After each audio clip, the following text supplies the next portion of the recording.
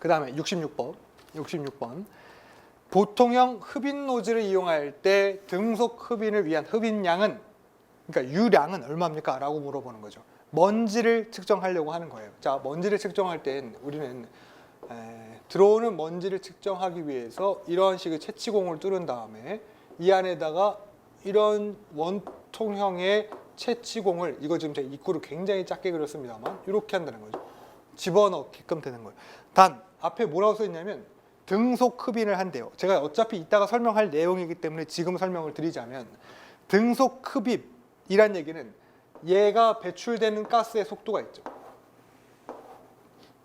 나는 유량을 산정해야지 되기 때문에 유량은 Q는 A 곱하기 V를 통해서 얻어낼 수가 있단 말이에요. 그렇죠? 면적 곱하기 유속을 통해서 알아낼 수 있단 말이지. 그 여기서 배출되는, 여기 유속이라는 건 굴뚝에서부터 배출되는 가스의 속도인 Vg를 말하는 거고, A라는 것은 굴뚝의 면적을 말하는 거죠. 얘가 A라고. 그렇죠? 그러니까 우리가 일반적으로 Q는 A 곱하기 Vg라고 얘기를 할 수 있는데, 내가 측정하는 것, 실제로 먼지를 함유한 것들에 측정하는 것들은 얘의 노즐을 통해서 들어오는 것들이기 때문에 노즐의 유량은 노즐의 면적과, 여기 다시 쓸게요. 노즐의 면적과 그 다음에 노즐로 들어오는 가스의 유속을 해야지만 측정이 가능하다는 얘기야. 자, 그러면 등속 흡인을 하지 않게 되면 여기에 들어오는 Vg 값과 얘의 Vn 값이 서로가 달라진다는 얘기죠. 그러면 실제로 배출되는 것과 내가 측정하는 것에 오차가 생길 수가 있다는 얘기예요. 그래서 등속 흡인을 하는 것이 중요합니다. 결국은 그 등속 흡인을 위한 흡인 양은 어떻게 되는가라고 했을 때 이 식은 암기를 하셔야 되는데, 유량을 구하는 거, 결국 A 곱하기 V라고 했고, 얘는 원통형이라고 가정을 했을 경우에 파이 D의 제곱 4 곱하기 V. 그렇죠? 여기에 내가 책정하는 미터기가 건식가스 미터기라고 하는 것은 여기에 수분이라는 것을 제어하거나 고려를 해야 되기 때문에 1-XW, 얘가 수분 함수율인 거죠. 를 하게 됩니다. 지금 그러면 이 상태는 어떤 상태입니까? 지금 이 상태, A 곱하기 V의 함수율까지 고려한 이 상태는 배출되고 있는 배출가스 되는 상태인 거죠. 얘는 어떠한 가지고 있는 상태가 전부 다 뭐의 영향을 받을 수 있어요? 온도와 압력의 영향을 받죠. 그래서 여기에 해당하는 온도, 압력, TS라고 하는 것은 배출되는 가스의 온도, 그리고 273의 플러스 TM이라고 하는 건 미터기의 온도. 그렇죠? 얘는 배출가스 상태이기 때문에 대각선 밑으로 해서 배출가스의 온도를 보정을 해주는 거죠. 그 다음에 그 위에는 가스 미터기의 온도. 그러면 가스 미터기의 온도가 위에 올라가게 되면 얘의 대각선 밑으로 뭐가 오면 돼? 가스 미터기의 온도, 압력을 해주면 되니까 PA, PM. 그리고 마지막으로 여기에 하나 PV, 포화 수증기압을 빼주셔야 되겠죠. 그리고 그 위로, 대각선 위로 뭐가 있는 거야? PA 플러스 PS. 네, 이런 식으로 식을 만들어 주셔야 하겠습니다. 그러면 나머지 것들, 인자들 다 각각의 것들 여기다가 입력하시면 Q 값이 나오죠. 이 식은 암기를 하시는 걸 권장합니다. 자, 그 다음에 67번. 굴뚝 배출가스 중에 산소를 측정해서 분석하는 것에 오르자트 분석법이라고 있대요. 얘는 맞춰야 돼요. 얘는 맞춰야 돼요. 지금 두 개는 넘어 건너뛰었죠. 그런데 우리 지금 67번까지 해서 두 개는 건너뛰고 5개는 거의 암기를 하시거나 맞추실 수 있다는 얘기야. 얘는 뭐 하는 거예요? 우리 아까 공기비 계산하는 거 한 적 있어요. 연소공학 하실 때. 그쵸? 그거 공기비는 뭐에서 얻어낼 수 있다? 배출가스로 나간 것들 중에 CO2, O2, 그 다음 N2 뭐 이런 것들. 그 중에 오르자트 분석법을 취하게 되면 CO2와 O2, 그 다음에 CO의 분석, 그러니까 배출된 얼만큼 배출됐는지를 우리가 산정할 수 있단 말이에요. 부피로 산정할 수가 있다는 거죠. 그럴 때 오르자트 분석법을 통해서 하면 얘가 배출된 가스예요. 가스가 나가고,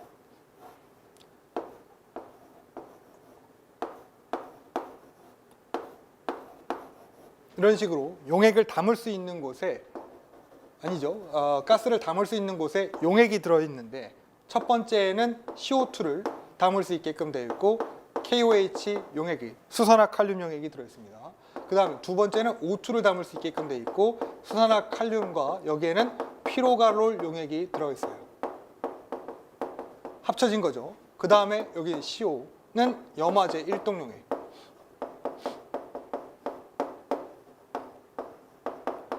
용액으로 존재하게 됩니다. 결국은 이 세 가지를 분석을 할 수가 있는데 흡수되는 순서를 보니까 CO2 먼저, 그 다음 O2, CO 이렇게 되어 있죠. 그 다음에 산소는 피로가롤 용액이라는 것이 같이 합쳐져 있고 수산화칼륨과 섞인다라는 거 확인하셔야 하겠습니다. 자, 그래서 67번 다시 보죠. 흡수되는 순서를 따져보니까 CO2와 O2 먼저, 그죠? CO2의 흡수액에는 수산화칼륨 용액 사용하는 거, 그렇죠? 그 다음에 산소 흡수액을 만들 때는 되도록 공기와의 접촉을 피해서 또 다른 어떤 유출되는 산소라든지 혹은 이제 불필요한 산소, 과잉의 산소를 더 만들지 않게끔 해야 된다는 거. 산소의 흡수액은 물과 수산화나트륨이라고 되어 있는데 잘못됐죠. 수산화칼륨으로 바꿔야겠습니다. 정답 4번. 그 다음에요. 68번. 대교형 공정시험 기준상 분석시험에서 기재 및 용어에 관한 설명으로 옳은 걸 무엇입니까? 라고 되어 있습니다. 얘 맞춰야 됩니다. 얘는 암기하셔야 하는 거예요. 1번이 정답으로 보이고요. 액성 표시는 따로 규정이 없는 한 유리전극법에 의한 pH 미터기로 측정한 것을 뜻합니다. 라고 되어 있는 거. 얘는 맞는 거고, 즉시라고 되어 있는 거, 이거 30초를 말하는 거죠. 30초. 그 다음에 감압 또는 진공이라고 하는 것은 10mm Hg가 아니라 15mm Hg가 되어 있고, 정확히 단다라는 것은 0.1mg까지 되어 있기 때문에 얘를 30, 얘를 15, 그 다음에 얘를 0.1이라고 해야지 올바른 답이 되겠습니다. 그래서 정답은 1번. 이거는 암기를 하셔야 해요. 맞추기 용이한 겁니다. 자, 그 다음에 69번 어렵습니다. 먼지를 측정하는 데 있어서 시료 채취 방법에 관한 사항으로 옳지 않은 것은 무엇입니까? 라고 되어 있습니다. 정답은 사실은 이런 거 문제 일단 나오면 먼저 뭐부터 확인하셔야 되냐면 수치부터 확인하시는 거예요. 얘를 조금 바꿨을 가능성이 사실은 큰 거죠. 정답은 69번에 3번으로 되어 있죠. 한 채취점에서 채취 시간을 최소 30초라고 되어 있는데 2분 이상으로 하셔야겠습니다.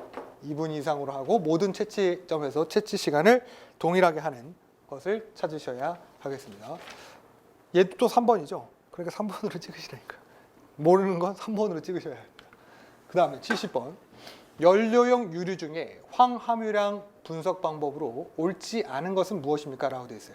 이것도 수치를 먼저 보는 거예요. 수치가 답이 될 가능성이 큽니다.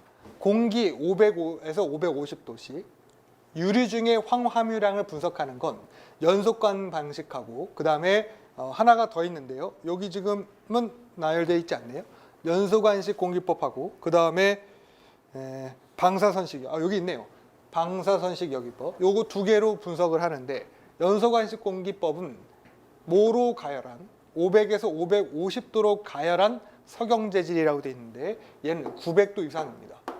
이거 보세요. 이렇게 되면 이제 수치로 되어 있는 것들이 정답이 될 확률이 높다라는 얘기인 거고, 그 다음에 생성된 황산 화물을 어디다가 흡수시킨다고 되어 있죠. 이거는 과산화수소수 3%에다가 흡수를 시키게 되어 있습니다. 그래서 정답을 1번으로 찾으시면 되는 문제. 일단 의심이 되는 건 수치가 있는 것부터 의심을 하시라는 거.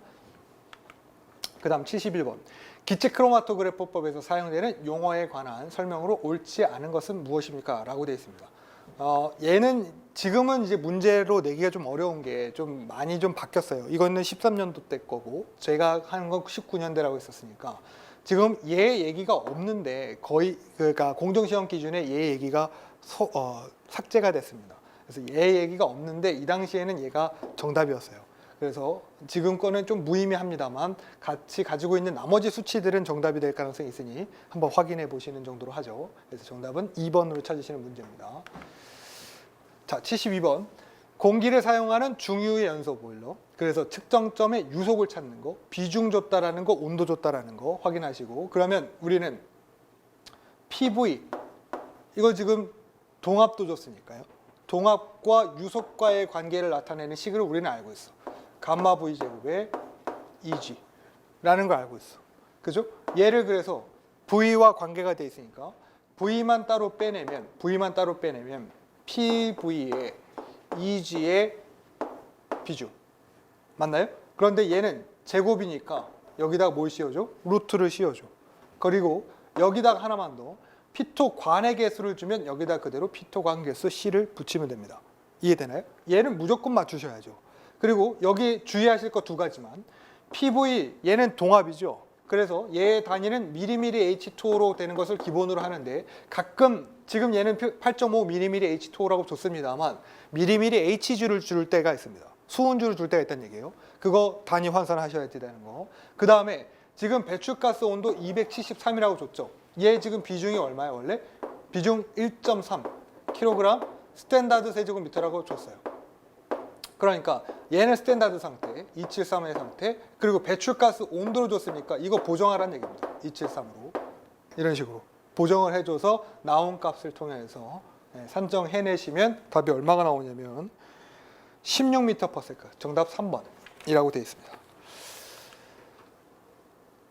압력 단위 유의, 온도에 따른 비중량 보정 유의. 그 다음에 C13번. 자, 이것도 맞추기가 어렵습니다. 오존을 생성하는 전구물질과 유해대기 오염물질의 농도를 측정하기 위한 시험 방법이 있는데 오존에 하는 것들 대부분 이제 일단 정답은 딱 보면 기체 크로마토그래프법과 형광, 분광, 광도법이라 되어 있는데 이게 잘못되어 있거든요. 원래 우리가 전구물질, 그러니까 오존 같은 것들 혹은 유기화합물 얘네들 분석할 때 하는 것들 고체 흡착법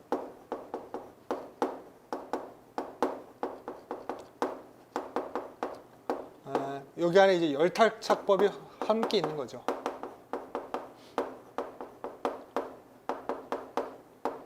네, 이런 것들로 처리를 많이 하고요. 그 다음에 고체 흡착, 용매 축출법.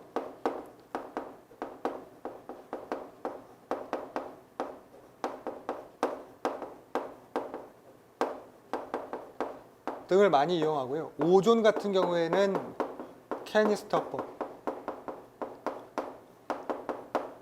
을 통해서 측정을 하고 있습니다. 그래서 정답을 1번으로 찾으시는 그런 문제가 있었고요. 교재 해설이 좀 상세하게 나와 있으니까 참고를 하세요.